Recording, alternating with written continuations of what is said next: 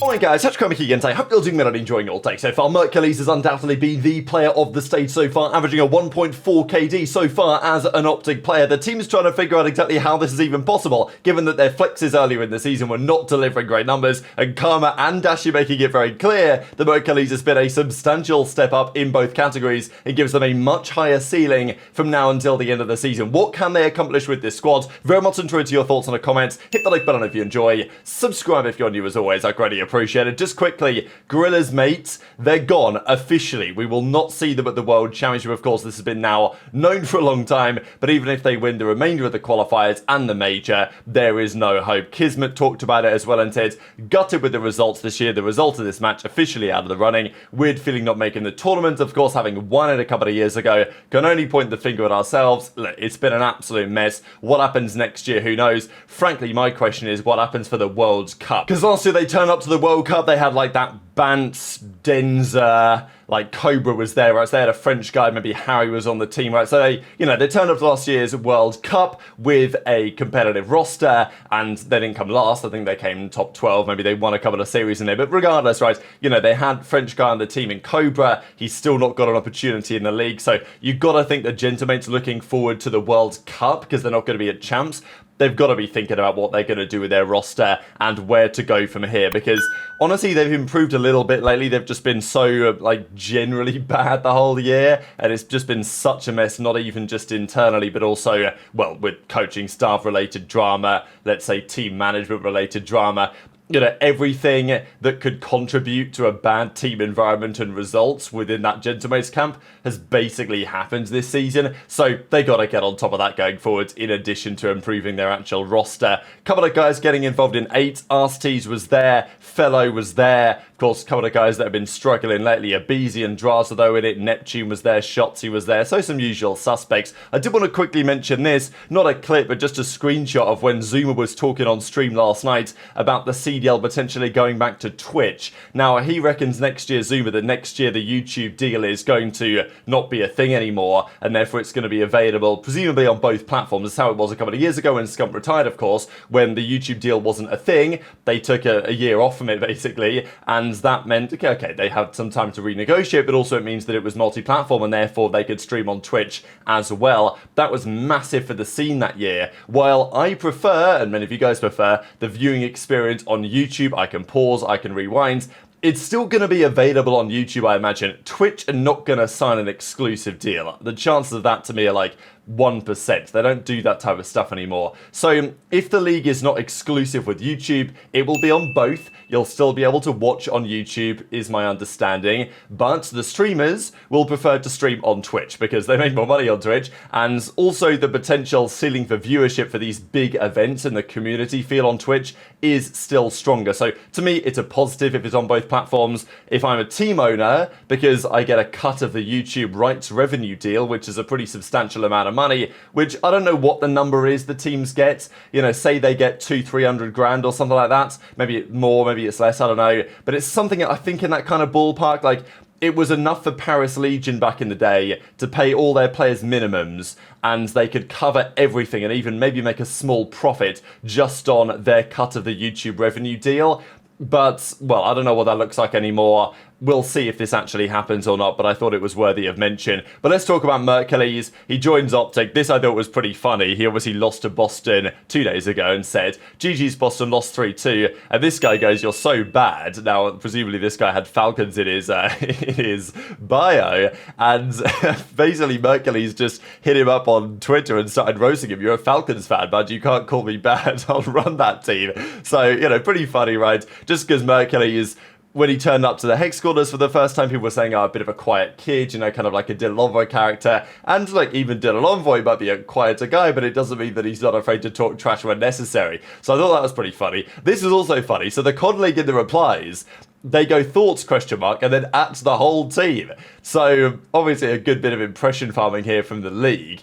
Clay's a bit weird to farm engagements like this. At the end of the day, I don't care. I'm totally happy for the league to get involved in this type of stuff. I know that it's a bit strange when the official account does it, but I'm not going to lie, at this point in the CDL, we need all the impressions we can get. So I'm not going to complain about this potential. But let's talk about Merc in the game, because he went 34-11 yesterday on that Vault Control to win the map.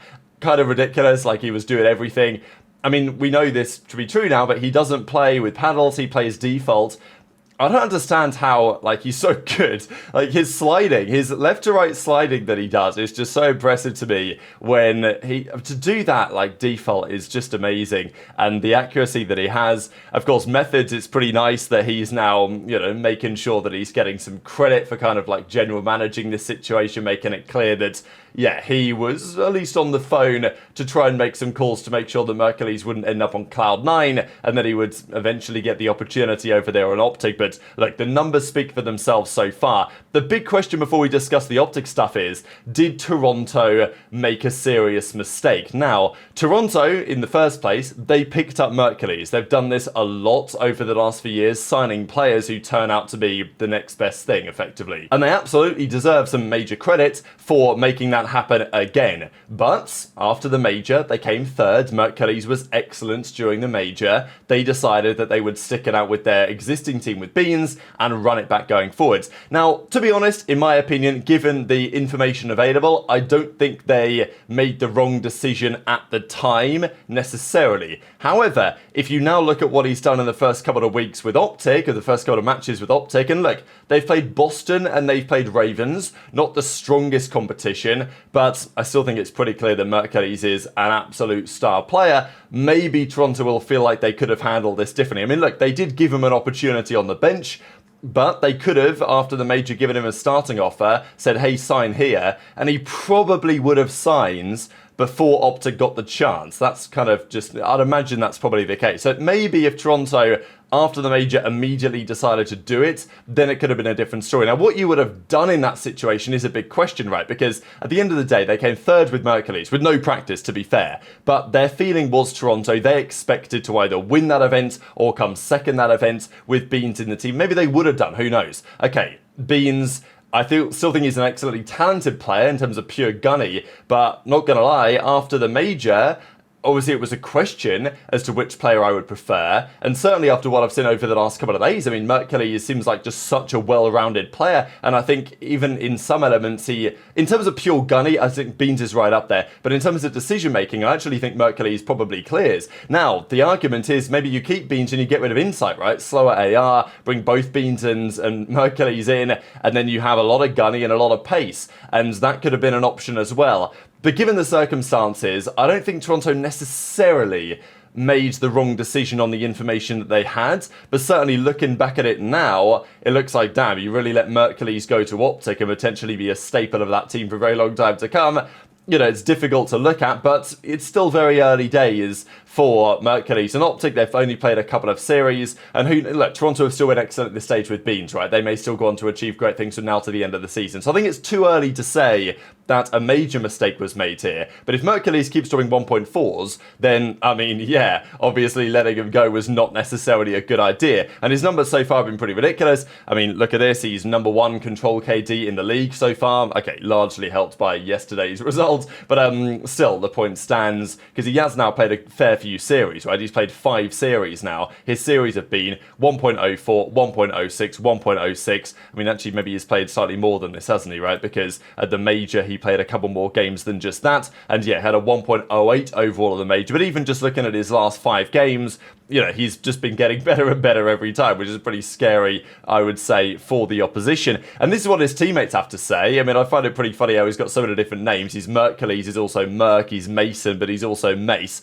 Dashy says Mason is disgusting. And look, it's pretty rare that you see reactions like this. And I think the other guys deserve some credit too. I think Huke's been playing really well over the last week or so, so I think he deserves some credit. Obviously, he's getting outshone by Mercules, and that's perfectly fine. Like, if you're Huke, you'll take that, right? I mean, if you're winning, that's better than not, because they've certainly had a lot of that this season. Merc going crazy, Huke says. Shotzzy then responds and says, Mace is him, right? So, you know, the entire team's talking about it, and for good reason. Again, he was Puckett's powerhouse on the day. You know, most kills, highest KD, most damage, best defensive KD with an 8.5, set the KD record in control. Like, you know, the guy's absolutely doing it all. And obviously, I've got a couple of clips to share about this. couple of very interesting ones. Of course, they're reacting to Mercules dropping a 1.51 and like, wow, that's pretty wild after the season that they've had, but also comparing the fact that coming into this team, there were some big questions. Mercules had shown to be very impressive over on Toronto at the Major, but he was stepping into the flex role where OpTic have struggled to find a flex who can do anything so far this season. Kenny was struggling early on. And look, maybe there are PC problems at that. I know that in the clip I'm about to share here, Karma also went on to say that the Kenny situation he feels was a bit of an anomaly. There may be other factors in play. You know, Kenny was struggling, thought that his PC was causing him issues, and then eventually, you know, just got into his own head, right, and it didn't go to plan, right? But still, Kenny was having some stinker series at times this season, and that's a 2-time world champion. Skyz then comes in, 1-time world champion, and delivers very similar numbers, right? I mean, Kenny's numbers, I think, for OpTic this season on the flex averaged at about a 0.84, 0.85. Skyz's numbers on the flex average at about a 0.85. Okay, maybe, I think it was a 0.85 before the Surge series. It might be slightly higher now. But the point is that both of those guys on the flexes were in the mid to high 0.8s, low 0.9s bare minimum. So Mercules coming in, there was a question to say, okay, well, if Merc, after what he did on Toronto, comes in and doesn't do much and struggles, then it's pretty clear there's a fundamental issue within that OpTic core. And maybe there still is, right? Maybe they're still not playing the game perfectly well. Maybe their search and destroy can get better. And maybe Mercules is just good enough individually to get over that. But the reality is the Merc has come in here and immediately on that flex role, which many wondered if it was possible to really deliver with this OpTic setup, Mercules has proven that yes, absolutely it is possible. And, you know, he can single-handedly take over games and win series. And as a result, Karma's sitting there saying, well, damn, much better than what we had before. That a boy! 1.51. That's a great series right there, 1.3 yesterday, 1.5 today. Young boy shooting. Yeah. Just good team play today, though. I mean, I saw a lot of improvements based on, or I guess compared to yesterday. Got to tip your hat. That was a beautiful control performance. Shotzzy was making absolute plays in the hard point, drops 35. Free mode has been like a shit show all year. Yeah, that's why yesterday was like a good like to see like our map pool like S&Ds, because your map pool kind of resets whenever you pick up like a new player, even if it's like just a one-player swap. Like you could be like Nasty at a different map. You could be. I mean, if Buddy's fucking dropping positive KDs every map, I mean that's already fucking different than the whole year. No offense, but like it's just the truth. Yeah, like I swear if I played... Why I don't know, but like... Yeah, the game feels insanely different. Because I've had like days of me playing like this, like maybe a couple times earlier in the year, but like we're getting fried if I'm playing like this 2 months ago. Like, no, we went from like 0.8s to fucking a 1.3 and a 1.5. That's a big difference. It stays like this, like we have a chance to fucking do something. You have a better chance than what we had before, that's for sure. We've just been reaching in a fucking bag trying to hope for something. Wait, do you guys actually get triggered by what Pat says? I think Pat is, I'm not gonna lie, I think he's fucking hilarious. Like, obviously, he's just like trolling, and obviously sometimes it's like, I mean, like, he's just never gonna ever switch sides, you feel me? But I think that's like comedy. Because, like, I don't know, like we could win an event, and then you would think Pat's gonna, let's say we win an event, we don't lose a map, the whole qualifier, the whole land, and Pat's like, yeah, but bro, they didn't fucking play, what's this thing? They didn't play Thieves, Tom. I swear to God. Like, he actually has to get creative, bro. I swear to God, I actually tip it. I swear to God, like, he has to dance around it. So, of course, with all the due respect to Kenny and Skyz and what they achieved, it's pretty clear that Karma and Dashy are like, damn, this is pretty wild how I used to drop bad series earlier in the season, and if, you know, if Dashy had a 0.8, 0.9, had a pretty difficult series for him, they would lose the series, right? Like, there wasn't really much they could do about it. And that's what he said, right? If I play like that 3 months ago, we're getting fried, we're losing the game, but this time Mercules was there to pick up the slack. And Karma's like, yeah, this is pretty wild. Crazy, to be honest, that they were going to stick it out before Hector said, you know what, no, this is what we're going to do, and stepped in to make the big decision, right? So, yeah, fascinated to see how this goes. Mercules averaging a 1.4 so far in this stage. Can he keep it up against the real top competitors they'll play next weekend and beyond? That's the big question. And look, is it too early to say that OpTic are back? They're going to make Sunday at the major. Look, let's just take it one step at a time. But there's no doubt that OpTic Mack is a signing potentially for the ages.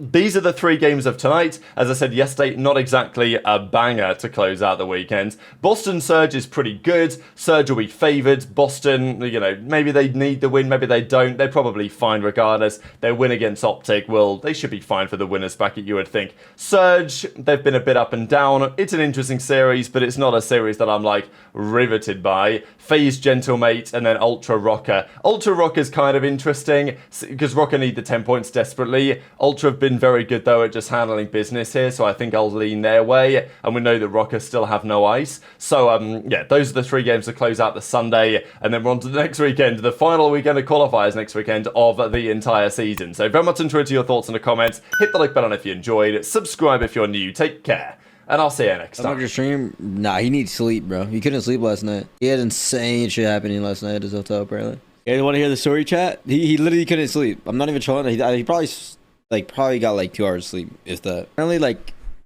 he was in his hotel, whatever. You know, like the 2 rooms are connected, chat.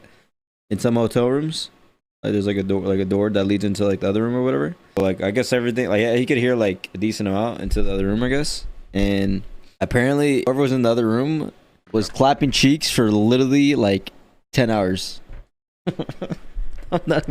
This is what he said. He said he's surprised no one called the front fucking like office because how loud it was. I'm not even trolling.